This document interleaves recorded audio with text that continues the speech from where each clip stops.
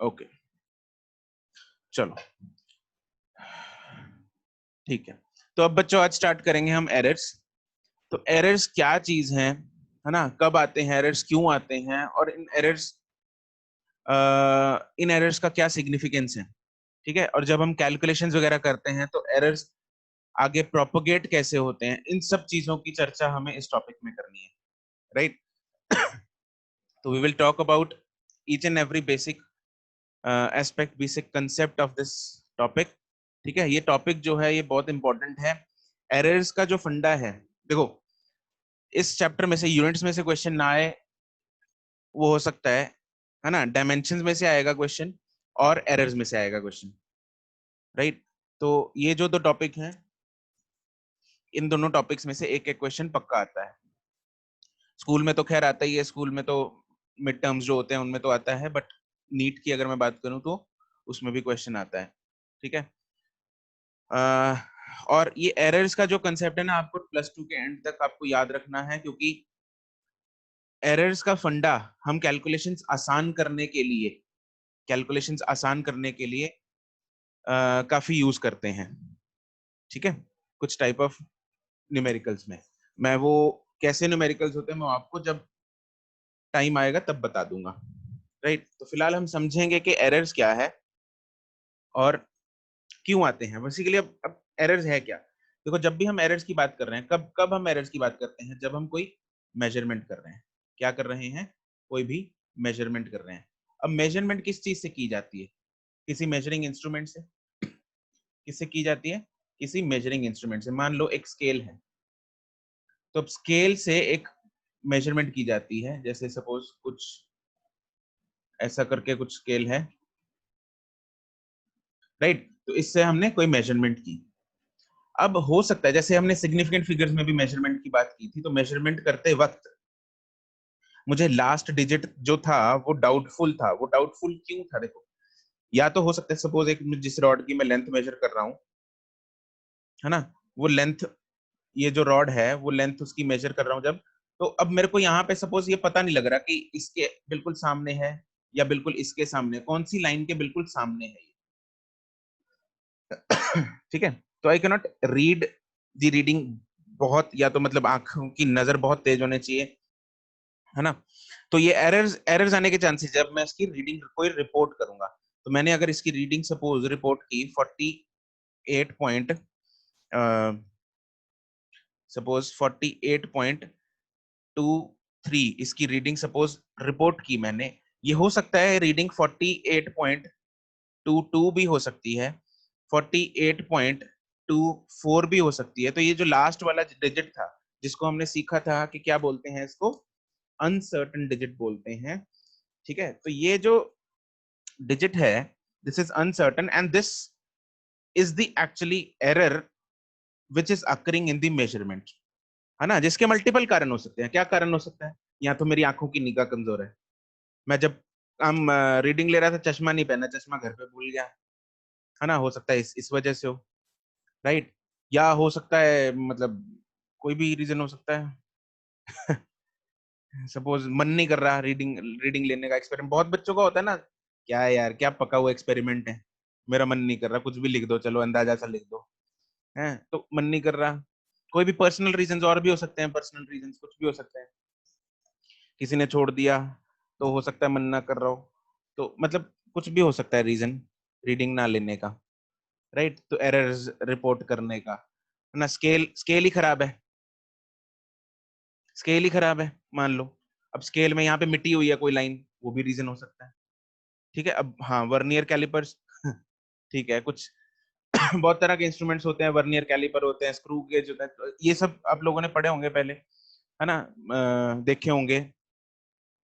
तो हाँ, रॉड टेढ़ी हो, ठीक है, स्केल ही टेढ़ा हो, गर्मी के कारण पिंगा हो, मतलब कुछ टेढ़ा वेढ़ा हो गया, स्कूल वालों ने पुराना स्केल रख रखा है, तो मे बी मतलब any kind of reasons, so there are n number of reasons जिसके कारण मेजरमेंट में एरर्स आ सकते हैं। गर्मी है सपोज, अब क्या होता है गर्मी में सर्दी में भी कुछ इंस्ट्रूमेंट्स जो होते हैं, जैसे हमें पता है ना कि हीट के साथ मेटल एक्सपैंड करता है, मान लो हम ऐसा कोई स्केल यूज कर रहे हैं which has shown some expansion due to weather, अब इतनी गर्मियों को थोड़ी सी एक्सपेंशन, अगर 0.01 मिलीमीटर की भी एक्सपेंशन होगी तो हो सकता है कुछ रीडिंग में गड़बड़ आ जाए। ठीक है, तो there are these n number of measurements, errors, n number of reasons for reporting the errors, for occurrence of errors, right? तो इनमें से सबसे इंपॉर्टेंट जो है, इनमें से जो सबसे इंपॉर्टेंट एरर है वो है लीस्ट काउंट एरर। कौन सा error? Least count error. Least count error क्या होता है? टाइप ऑफ एरर वो होता है लीस्ट काउंट। अब ये लीस्ट काउंट जो मैंने लिखा है ना, वो ये लीस्ट काउंट एरर है। अब मेरे को नहीं पता, हो सकता है ये वाला जो है वो 2 है और आगे वाला 3 है, तो 2 और 3 के बीच में मैंने सपोज 2 लिख दिया, है ना, 0.2 लिख दिया, 0.22, हो सकता है ये 48.23 हो आगे वाला हो। तो ये लीस्ट काउंट क्या होता है? लीस्ट काउंट आपको बच्चों याद रखना है, this is important. Least count क्या होता है? Least count is the, it is the least amount of measurement, amount of measurement which an instrument, which an instrument can take। ठीक है, बिल्कुल, least value that can be measured. तो it is the least amount of measurement या least value that an instrument can measure. ठीक है, तो उसको बोलते हैं लीस्ट काउंट। हमें नाम से ही समझ आता है कि इसका मतलब क्या है। लीस्ट वैल्यू, लीस्ट रीडिंग जो एक इंस्ट्रूमेंट ले सकता है। अब जो आपका नॉर्मल जो स्केल होता है, आप लोग जो ज्योमेट्री में स्केल यूज करते हो, ज्योमेट्री बॉक्स में जो पड़ा होता है ना, उसका उसका वो कितने सेंटीमीटर का स्केल होता है? 15 सेंटीमीटर का स्केल होता है ना। अब 15 सेंटीमीटर में 15 डिविजन होती हैं आगे, 15 डिविजन होती है 15 सेंटीमीटर में, 15 डिविजन होती है। तो अगर मैं 15 सेंटीमीटर डिवाइड बाय 15 कर दूं तो हर डिवीजन कितने सेंटीमीटर की हो गई? 1 सेंटीमीटर की। ठीक है ना। अब 1 सेंटीमीटर के आगे डिविजन होती हैं क्या? आगे वो बारीक बारीक छोटी छोटी, यस, कितनी डिविजन होती हैं उसमें? आगे कितनी लाइंस होती है? 10 डिविजन होती हैं, बिल्कुल, यस। तो उसमें 10 डिविजन और हैं। तो अगर मैं यहाँ पे बात करूं, कहाँ गया पॉइंटर? तो अगर मैं यहाँ पे बात करूं, 15 सेंटीमीटर का स्केल है, वो आगे 15 डिविजन हैं, 15 डिविजन में डिवाइडेड है, तो मतलब हर डिवीजन हो गई 1 सेंटीमीटर की। अब 1 सेंटीमीटर आगे 10 टुकड़ों में और डिवाइडेड है, 10 डिविजन उसकी और हैं। ठीक है, तो ये आगे कितनी कम से कम कर देगा? तो 1 divided by 10 centimetre which is 1 mm। तो आपका जो पेंसिल बॉक्स वाला जो स्केल होता है ना, जो ज्योमेट्री बॉक्स वाला जो स्केल होता है, that can measure a minimum of 1 mm reading.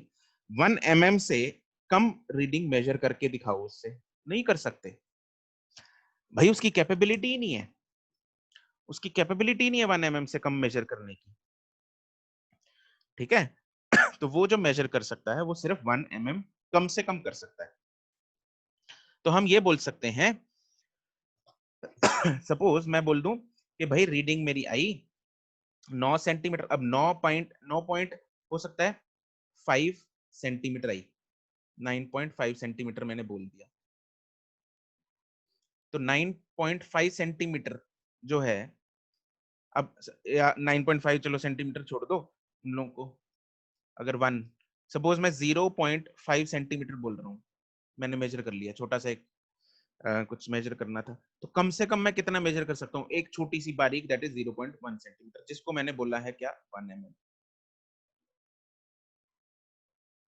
ठीक है, हाँ, वर्नियर कैलिपर्स होते हैं, देखो अलग अलग इंस्ट्रूमेंट्स होते हैं लैब्स में, जैसे वर्नियर कैलिपर है, ठीक है, उसका 0.1 mm की लीस्ट काउंट भी हो सकता है। उससे सोफिस्टिकेटेड और कोई इंस्ट्रूमेंट भी हो सकता है जो उससे कम भी मेजर कर ले।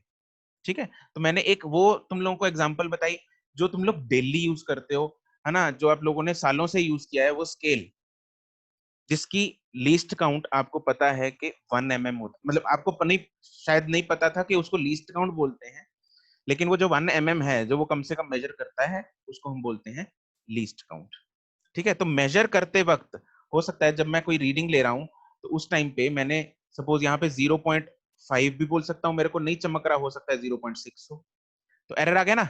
अब कितना एरर आएगा, अरे कितना एरर आएगा, 0.5 और 0.6 में कितना एरर आया, 0.1 का। कितना एरर आया, 0.1 का। तो इस एरर को मैं क्या बोलूंगा, this is known as least count error. इसको मैं क्या बोलूंगा, इसको बोलूंगा लीस्ट काउंट एरर।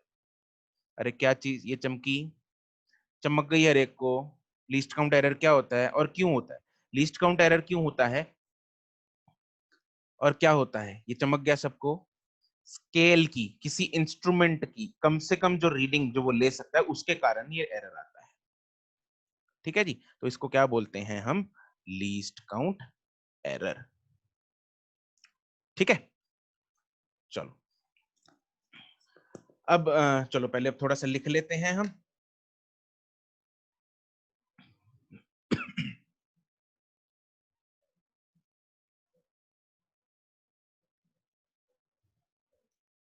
ठीक है, चलो लिखो अब। टॉपिक डालो एरर्स, नहीं हाँ टॉपिक डाल लो एरर्स, टॉपिक लिखेंगे एरर्स।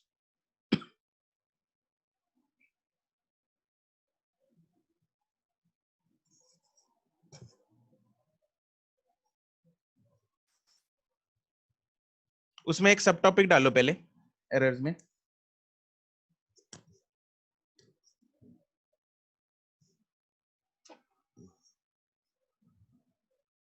सब टॉपिक, इसमें कुछ चीजें को इन्फॉर्मेशन लिखेंगे हम। सबसे पहले लिखेंगे लीस्ट काउंट। लीस्ट काउंट पता होना चाहिए आपको क्या है, उसकी डेफिनेशन लिखवा रहा हूँ लीस्ट काउंट की।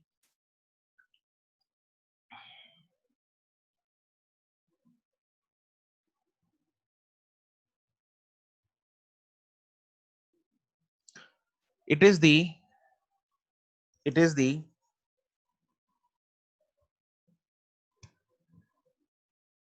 least possible measurement. It is the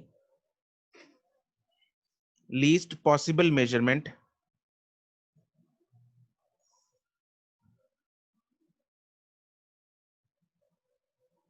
which can be measured by an instrument, which can be measured by an instrument. Example लिख लो, LC of common ruler या scale, common scale, LC of common scale is 1 mm.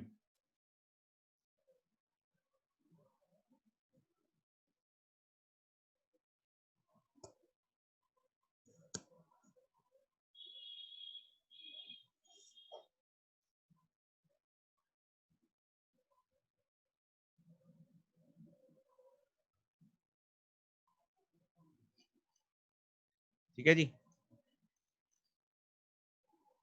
तो इसमें तुम लोग ये जो नीचे लिखा था मैंने,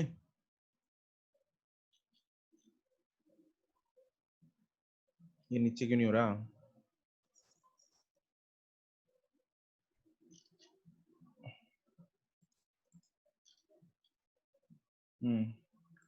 ये लिख लो इसमें। ये लिख लो नीचे ना, जैसे 15 सेंटीमीटर, फिर उसमें 15 डिविजन हैं, तो हर डिवीजन जो है वो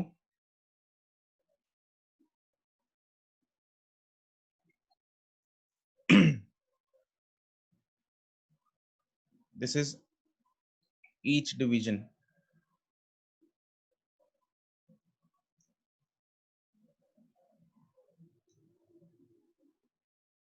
ठीक है, अब 1 सेंटीमीटर की आगे 10 डिवीजन हो गई तो 1 सेंटीमीटर, तो दिस इज दी एलसी, ये होता है एलसी। डन।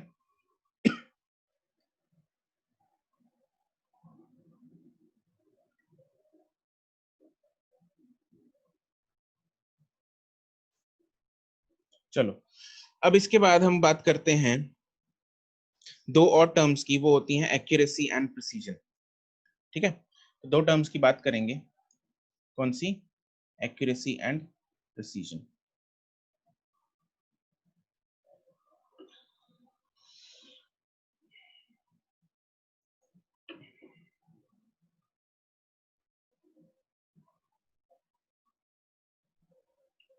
यस मुस्कान, बिल्कुल ठीक। इसमें सब हेडिंग डालो एक्यूरेसी एंड प्रिसीजन। इन दो टर्म्स के बारे में चर्चा करेंगे। अब क्या होती है ये एक्यूरेसी एंड प्रिसीजन?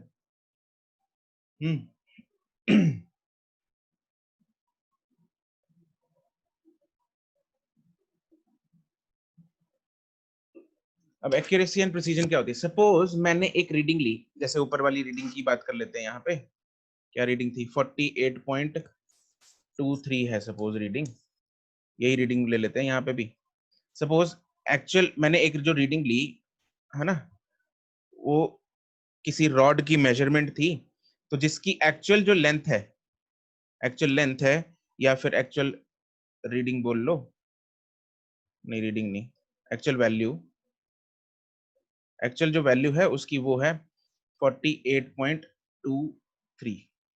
ठीक है, this is the actual value of the length of the rod, मान लो। ठीक है, and let's say I am doing an experiment. ठीक है, तो सपोज 4 बच्चों ने एक्सपेरिमेंट मुझे करके दिया। ठीक है, तो फर्स्ट चाइल्ड ने जो मुझे एक्सपेरिमेंट करके दिया, फर्स्ट स्टूडेंट ने जो एक्सपेरिमेंट किया, उसमें उसने रीडिंग्स मुझे बताई कि सर उसकी रीडिंग्स हैं 48.2। एक दूसरी रीडिंग ली उसने 48.3, है ना। एक ली उसने, इसको रीडिंग को ले लेते हैं सपोज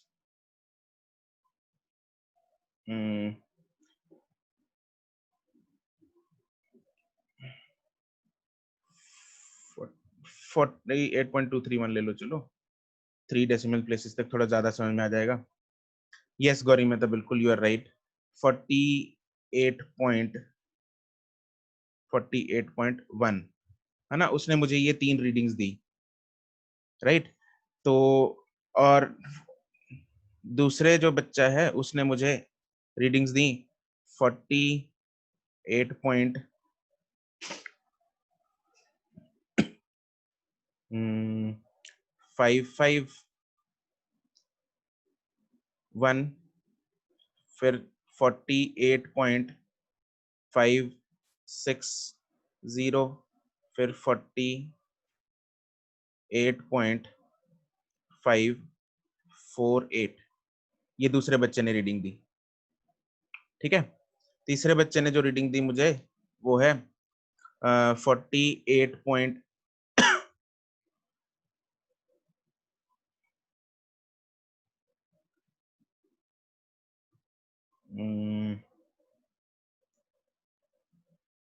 48.8, 48.7,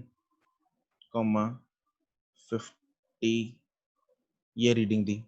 और फोर्थ जो स्टूडेंट है उसने मुझे रीडिंग दी 48.230, 48.232, 48.231। ठीक है जी, तो ये मेरे पास 4 सेट हैं रीडिंग्स के। और मुझे डिस्कस करना है कि what is accuracy and what is precision. तो बच्चों, एक्यूरेसी हमें नाम से ही पता लग रहा है कि एक्यूरेसी क्या होता है। एक्यूरेसी क्या होता है? जो मेरे पास जो एक्चुअल वैल्यू है, अगर रीडिंग जो है बहुत ही उसके क्लोज हो तो उसको हम एक्यूरेट बोलते हैं। क्या बोलते हैं उसको? एक्यूरेट बोलते हैं। एक्यूरेट नॉर्मल लाइफ में हम यही चीज यूज करते हैं, इसी के लिए यूज करते हैं कि अगर जो एक्चुअल वैल्यू है उसके बहुत क्लोज आए रीडिंग, तो उसको एक्यूरेट बोला जाता है। ठीक है। और प्रिसाइज वैल्यूज वो होती हैं जो आपस में क्लोज हैं। मतलब जो रीडिंग्स थी वो आपस में क्लोज होनी चाहिए, रीडिंग्स थी जो वो आपस में क्लोज होनी चाहिए, राइट। तो अब इनमें से मुझे एक बात बताओ, first one by one discuss करेंगे। जो फर्स्ट सेट ऑफ रीडिंग्स है, इसकी बात कर रहा हूं मैं, फर्स्ट सेट ऑफ रीडिंग्स जो हैं ये आपस में क्लोज हैं या जो रिजल्ट एक्चुअल वैल्यू है उनके ज्यादा, मतलब कैसे है? इज इट एक्यूरेट और प्रिसाइज? एक्यूरेट या प्रिसाइज बताना है। आपस में क्लोज है। अच्छा, एक एक सेकंड रुकना जरा, तुम लोग जो मुझे प्रिसाइज बता रहे हैं। अम, ये वाली बताओ जरा, सेकंड सेट ऑफ रीडिंग्स जो हैं वो ज्यादा आपस में क्लोज हैं या फर्स्ट सेट ऑफ रीडिंग्स वो ज्यादा आपस में क्लोज हैं?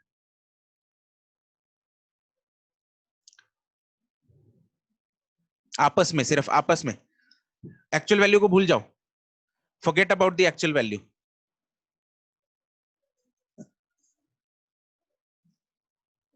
Yes, second is more precise. First वाली नहीं, second is more precise. First वाली को इमेजिन करो कि यहाँ पे क्या है, यहाँ पे मान लो 200 है, यहाँ पे 300 है। 3 डेसिमल तक अगर मैं लिख लूं, बाद में इसको रब कर देते हैं। अभी यहाँ पे क्या है, 200, 300 एंड 100। और यहाँ पे कितना है, 551, 560, 548। कौन सी ज्यादा पास लग रही है आपस में? अरे आपस में कौन सी ज्यादा पास लग रही है तुम लोगों को? सेकंड वाली। सेकंड वाली ज्यादा पास है ना। फर्स्ट वाली तो दूर दूर हो गई आपस से। आपस से क्या है, फर्स्ट वाली दूर दूर है, लेकिन सेकंड वाली आपस में पास है। राइट। अब अब जरा मुझे ये बताओ, अब मुझे ये बताओ कि जो रीडिंग है, एक्चुअल जो वैल्यू है, उसके कौन से ज्यादा पास है, फर्स्ट वाली या सेकंड वाली?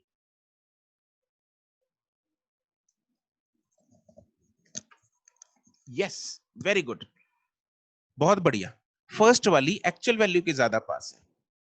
एक्चुअल वैल्यू के कौन ज्यादा पास है? फर्स्ट वाला सेट ऑफ रीडिंग्स। सेकंड वाला तो बहुत दूर है भाई, वो तो 231, ये 551 पे पहुंच गया। लेकिन सेकंड वाला 200 और वो 231, वो 231 और ये 300। तो फर्स्ट वाला जो है वो रीडिंग नहीं, एक्चुअल वैल्यू के पास है, लेकिन आपस में दूर है। ठीक है जी। तो मैं फर्स्ट वाला क्या बोलूंगा, फर्स्ट वाला क्या चीज है? It is accurate. क्या है ये? एक्यूरेट है। क्या है? एक्यूरेट। फर्स्ट वाला जो सेट ऑफ रीडिंग है वो एक्यूरेट है। कहां गया मेरा मार्कर? ये रहा, एक्यूरेट है। और दूसरे वाले को मैं क्या बोलूंगा? It is precise. It is precise. ठीक है। फर्स्ट वाला एक्यूरेट क्यों है? क्योंकि it is more close to actual value, but आपस में दूर है। ठीक है। First one is more accurate but less precise than second one. Yes, बिल्कुल। और अगर मैं थर्ड वाले की बात कर रहा हूं, तो थर्ड वाला नीदर एक्यूरेट नॉर प्रिसाइज। बिल्कुल, it is neither accurate nor, ना तो ये आपस में पास है, ये 50.0 है मान लो, तो ना तो ये भाई एक्चुअल रीडिंग के पास है, एक्चुअल वैल्यू के पास है, ना तो आपस में पास है। देखो ये क्या है, 800, ये क्या है पीछे, 700, ये ओह ज्यादा हो गया। हाँ, नहीं नहीं ठीक था। 3 डेसिमल प्लेसेस तक। अब ये ना तो भाई 48.231 के आसपास है रीडिंग्स, ना बहुत दूर दूर है, और आपस में बहुत दूर दूर है, पॉइंट, 100 पॉइंट, बहुत बहुत ज्यादा फर्क है। तो ये क्या है? Neither, this is neither, neither accurate nor precise. Right. और जो फोर्थ वाला है वो बिल्कुल very good, both accurate and both precise, both accurate and precise. Yes, वो आपस में भी देखो कितना पास पास है, 232, 231, 230। और एक्चुअल वैल्यू देखो 231 है, तो एक्चुअल वैल्यूज के भी पास हैं और आपस में भी पास हैं। तो they are both accurate and precise. This is neither accurate nor precise. अरे चमक गया ना सबको, बहुत क्रिस्टल क्लियर हो गया कि एक्यूरेसी क्या है और प्रिसीजन क्या है। ठीक है जी, बिल्कुल क्लियर। चलो बहुत बढ़िया। पहले इसकी डेफिनेशन लिख लेंगे एक्यूरेसी एंड प्रिसीजन की, उसके बाद तुम लोग ये एग्जांपल लिख लेना। चलो डेफिनेशन लिखो बच्चों, पहले पहले एक्यूरेसी लिखेंगे। The readings are said to be accurate. Fourth वाले बच्चे ने सबसे कम गलती की है हाँ ठीक है। रितिका, प्रिसीजन में हम देखते हैं वैल्यूज आपस में कितनी पास हैं। ठीक है, प्रिसीजन में देखो यहाँ पे 551, 560, 548 ये आपस में पास पास है इसलिए प्रिसाइज है। यहाँ पे भी देखो लास्ट में 230, 232, 231 ये आपस में पास पास है इसलिए प्रिसाइज है। प्रिसीजन में हम ये देखते हैं। ठीक है रितिका, क्लियर? ठीक है। एक्यूरेसी की हम लिख रहे थे the readings are said to be precise, sorry accurate, if they are if they are close to the actual value, if they are close to the actual value। precise लिखेंगे the readings are said to be precise, the readings are said to be precise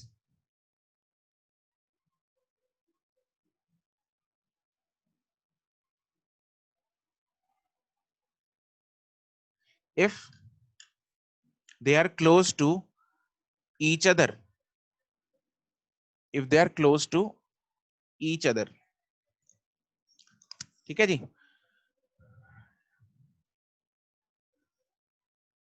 अभी example चिपका लो फटाफट।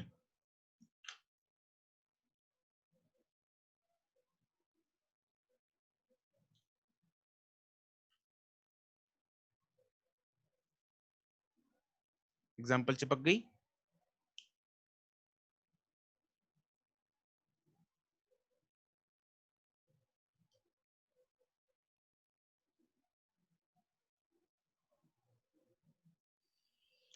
Accuracy, Sukhman definition.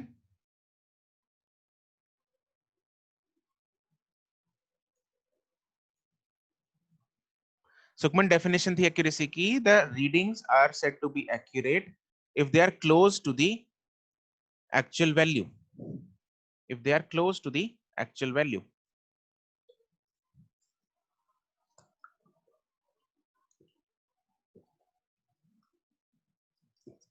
yes Aryan.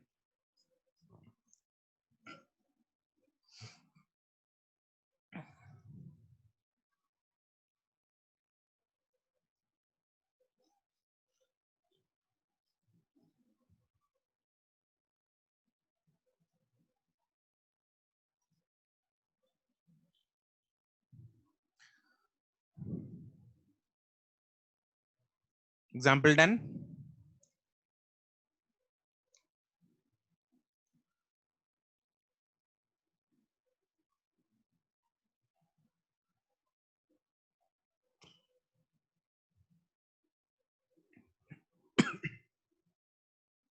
Okay done. ठीक है जी, अब हम वापस उसी पे चलते हैं,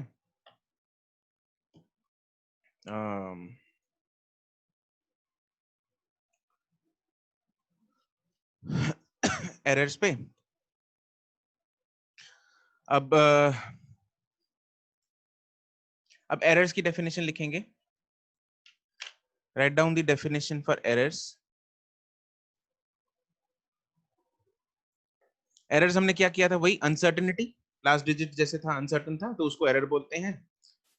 ठीक है, तो एरर्स की डेफिनेशन लिख लो फटाफट, will not spend much time in this, आपको फटाफट लिखना है। The uncertainty in the measurement is called error.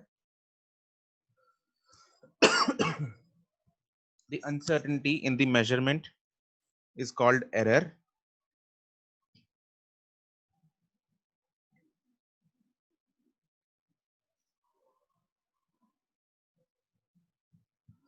and it is the difference between the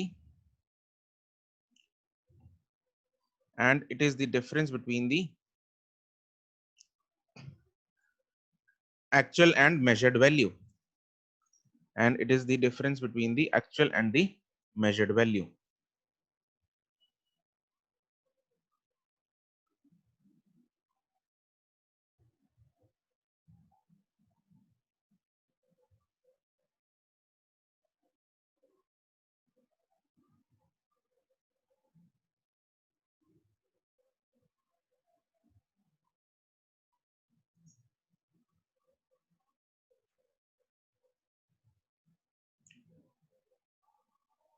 ठीक है, चलो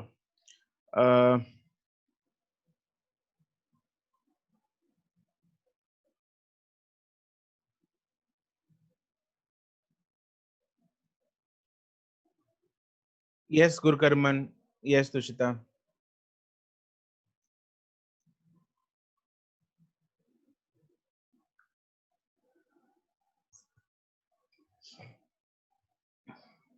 ठीक है, अच्छा अब रीजंस लिख लेंगे, रीजंस लिख लेंगे इसके।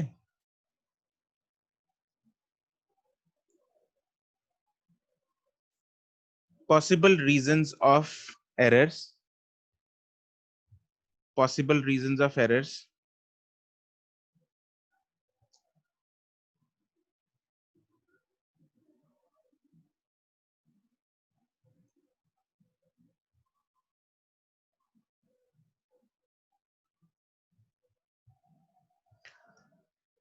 क्या क्या देखो, पॉसिबल रीजंस क्या क्या हो सकते हैं, है ना? जैसे इंस्ट्रूमेंट एरर हो सकता है, इंस्ट्रूमेंटल एरर है, फर्स्ट लिख लो इंस्ट्रूमेंटल एरर।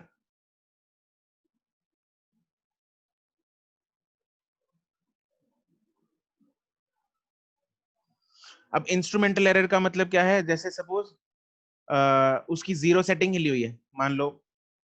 अब जैसे सपोज एक सिंपल सिंपल सा एक एग्जांपल है, आप लोग अपना वेट चेक करने के लिए वेइंग मशीन पे चढ़े, है ना? मान लो वो इनिशियली जीरो पे नहीं थी, इनिशियली थी 10 kg पे, जीरो सेटिंग हिली हुई है उसकी, है ना? और आप चढ़े हैं, वेट आना था 50, आ गया 60, तो टेंशन खा जाओगे आप लोग तो कि ये क्या हो गया भाई, जीरो सेटिंग देखी नहीं पहले, है ना? तो that can lead to huge stress. लड़कों को तो फर्क नहीं पड़ता, खैर लड़कियों को पड़ता है ज्यादा, तो है ना? तो ये जीरो सेटिंग हो सकती है एक हाइपरटेंशन। हाइपरटेंशन हो जाती है। अच्छा, अच्छा लड़कियों को भी नहीं पड़ता, आंटीज को पड़ता है डिप्रेशन, ओ माय गॉड। ठीक है, चलो, तो इसमें इंस्ट्रूमेंटल में ना पॉइंट्स बना लो आगे, क्या क्या इंस्ट्रूमेंटल एरर्स में क्या क्या हो सकता है। एक होता है जीरो एरर, इसको जीरो एरर बोलते हैं एक्चुअली, कि जीरो जब कुछ नहीं है, जब कोई हम रीडिंग नहीं ले रहे, तो जो नीडल है वो जीरो पे होनी चाहिए, ठीक है, उसको जीरो एरर बोलते हैं। तो या तो जीरो एरर हो सकता है। दूसरा क्या हो सकता है, wrong design of the instrument, wrong design of the instrument. हाँ स्क्रू, स्क्रू आज का, हाँ स्क्रू ही नहीं घूमता। हो सकता है कुछ भी, जर लग गई हो उसमें, है ना, जंग लग गई।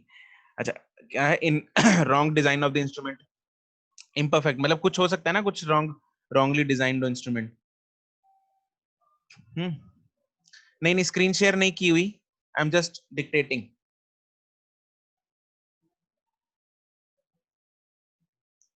और तीसरा है calibration error, calibration error. Do you know what is calibration? Calibration का मतलब मैं आपको बता देता हूँ, कुछ को पता होगा कुछ को नहीं। तो व्हाट इज कैलिब्रेशन? कैलिब्रेशन का मतलब होता है कि जो सपोज कैलिब्रेटेड का मतलब होता है it is showing the readings correctly. मान लो जीरो एरर, सब ठीक है, सब कुछ ठीक है, लेकिन हो सकता है कि सपोज कोई इलेक्ट्रॉनिक इंस्ट्रूमेंट है, ठीक है, उसके अंदर suppose it is telling somethings, कोई एग्जांपल मान लो, सपोज तुम्हारा मेडिकल इंस्ट्रूमेंट है कोई, it is telling the pulse rate, suppose pulse rate ही है कोई, या बीपी मॉनिटर है जो घर पे होता है, ठीक है। तो अगर बीपी मॉनिटर है, उसके अंदर कैलिब्रेशन ही गड़बड़ है, मान लो जब वो रीडिंग ले रहा है ना, तो वो जब अगर पल्स रेट है, वो काउंट करते हुए it is not, you know, calculating correctly, it is not counting the pulses correctly, that is calibration error, उसकी कैलिब्रेशन ही गड़बड़ है। उसके अंदर जो सेंसर्स लगे हैं वो एक धड़कन को मान लो दो धड़कन मान रहे हैं, या दो को एक मान रहे हैं, दैट इज कैलिब्रेशन एरर, ठीक है। तो उसको बोलते हैं कैलिब्रेशन एरर, तो ये भी हो सकता है। बिल्कुल गौरी, यू आर राइट।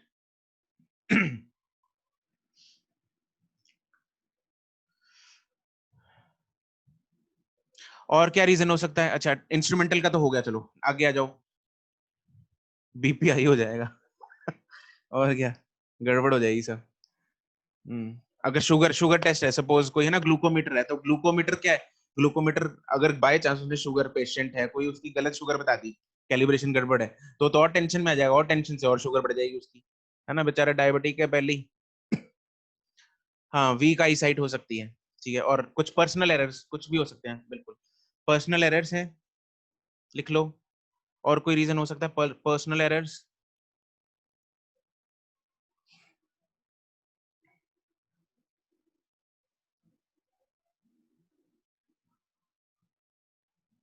हाँ, ये भी हो सकता है, टेक्निकल एरर हो सकते हैं बिल्कुल, रॉन्ग टेक्निक्स हो सकती हैं बिल्कुल, एक्सपेंशन ऑफ मेटल्स हो सकते हैं, तो there are n number of errors, कुछ भी है ना, तो टेक्निकल एरर्स अब किसी को एक्सपेरिमेंट करना ही नहीं आता, है ना, और टीचर ने बोल दिया भाई एक्सपेरिमेंट कर ले, तो उसको बेचारे को अगर करना आता ही नहीं तो गलत ही करेगा ना, है ना। तो तीसरा तीसरा हम बोल सकते हैं रॉन्ग रॉन्ग टेक्निक्स या wrong experimental procedure, wrong experimental procedure, wrong experimental procedure. हाँ, ये बात तो है, वैसे तो सही, क्या पता इधर उधर से देख के सही कर दे, वो तो है, मतलब दोस्त कब काम आएंगे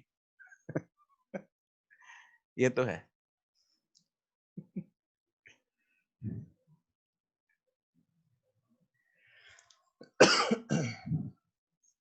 ठीक है जी।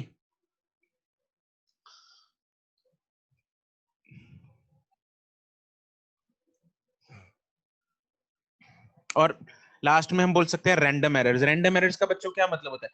Random errors are not always those, random errors are those errors जो हमेशा नहीं आते, कभी कभार आ सकते। सपोज तुम लोग कोई सपोज वोल्टेज मेजर कर रहे हो या करंट मेजर कर रहे हो, एकदम एक्सपेरिमेंट करते हुए कोई वोल्टेज अप डाउन हो गई, है ना, तो जिस टाइम बाय चांस आपने रीडिंग ली उसी टाइम पे वोल्टेज फ्लक्चुएशन आ गई, तो वो रैंडम एरर आ जाएगा, ठीक है। तो this kind of errors are known as random errors, ठीक है। तो रैंडम एरर्स लिख लेंगे, random errors which occur randomly during the experiment, which occur randomly during the experiment।